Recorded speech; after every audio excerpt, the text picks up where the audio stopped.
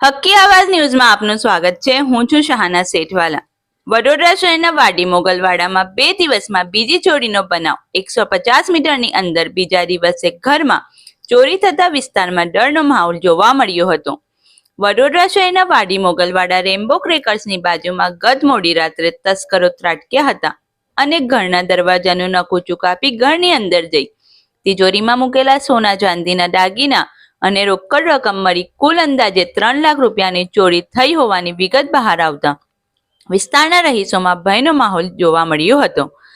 Ayesha BB નાલબંધવાળા ખાતે રહે છે અને આ તેમનું ઘર ફક્ત શનિવાર અને રવિવારે ખુલે છે। આજે વહેલી સવારે મોહમ્મદ નઈમ કોઠારીવાલા અહીંથી પસાર થતા તેમની નજર દરવાજા ઉપર પડતા જોયું કે તાળું તૂટેલી હાલતમાં છે અને તેમને આયશા બીબીને જાણ કરતા કોઠારી ફેમિલી સાથે વિસ્તારના રહીશો એકત્રિત થઈ અંદર જઈ જોયું તો તિજોરીમાંથી કુલ મત્તા અંદાજે 3 લાખ રૂપિયાની ચોરી થઈ છે।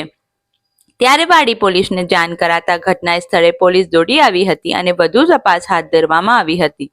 વિસ્તારમાં કાલે બુજરુગવાલા અને આજે કોઠારીવાલાને ત્યાં ચોરી થઈ। સાંભળીએ અમીન કોઠારીવાલા શું કહી રહ્યા છે।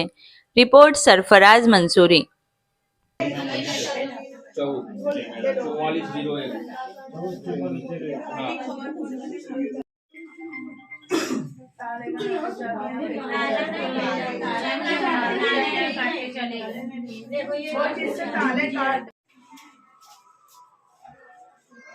શું છે કિસે देखी તમે नहीं ये लाइट नहीं ताला नहीं है और ताला नहीं ये कि मेरा बुक गुजर जा रही है पेशेंट रोड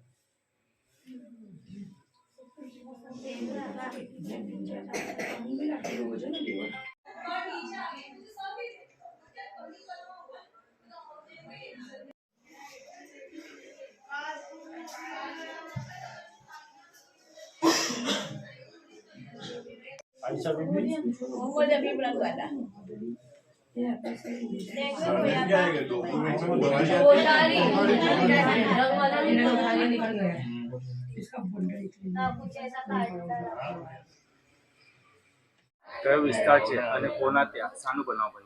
વાડી વિસ્તાર છે આપણે યાસીન ખાન પઠાણ રોડ ઉપર। અમારા ચાચાનું મકાન છે। રાત્રે 4 થી 6 ના વચ્ચે આ ચોરી થઈ છે અને આશરે કઈ રકમ હતી અને કઈ કેસ પણ એમાં લઈ ગયા છે ચોરો। અંદાજે શું હતું? દાગીના કેટલા? અંદાજે 2 થી 3 તોલા કઈ ગોલ્ડ હતું અને 40 થી 50 હજાર કેસ હતા। એટલે કેટલાની ચોરી થઈ છે? અંદાજે 2.5 થી 3 લાખ રૂપિયાની કઈ ચોરી થઈ છે। 3 લાખ રૂપિયાની। એટલે કોના ત્યાં ચોરી થઈ છે? શું નામ છે? મોહમ્મદ અબીબ કોઠારી છે એમનું નામ। એ તો ઓફ થઈ ગયા। એમની 3 દીકરીઓ છે, એ એમના સસુરાલ રહે છે ને મકાન બંધ છે। સેટરડે સન્ડે આવે છે અહીંયા આગળ।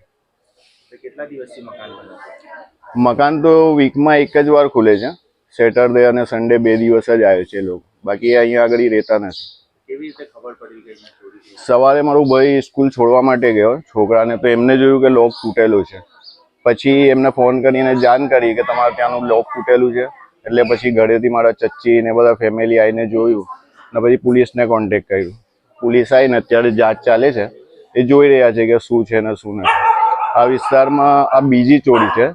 કાલે પણ એક ચોરી થઈ છે। આવા ભરચક વિસ્તારની અંદર આ બીજી ચોરી છે અને કંઈક ના કંઈ પોલીસની કામગીરી ઉપર પણ સવાલ ઊભા થાય છે કે જ્યારે તમે 11 થી 12 વાગે જે લોકો ધંધો કરતા હોય એમનો ધંધો બંધ કરાવતા હોય ને આવા વિસ્તારમાં ચોરો બેફામ બનીને ચોરી કરતા હોય તો કંઈક ના કંઈ પોલીસની કામગીરી ઉપર પણ સવાલ ઊભા થાય છે।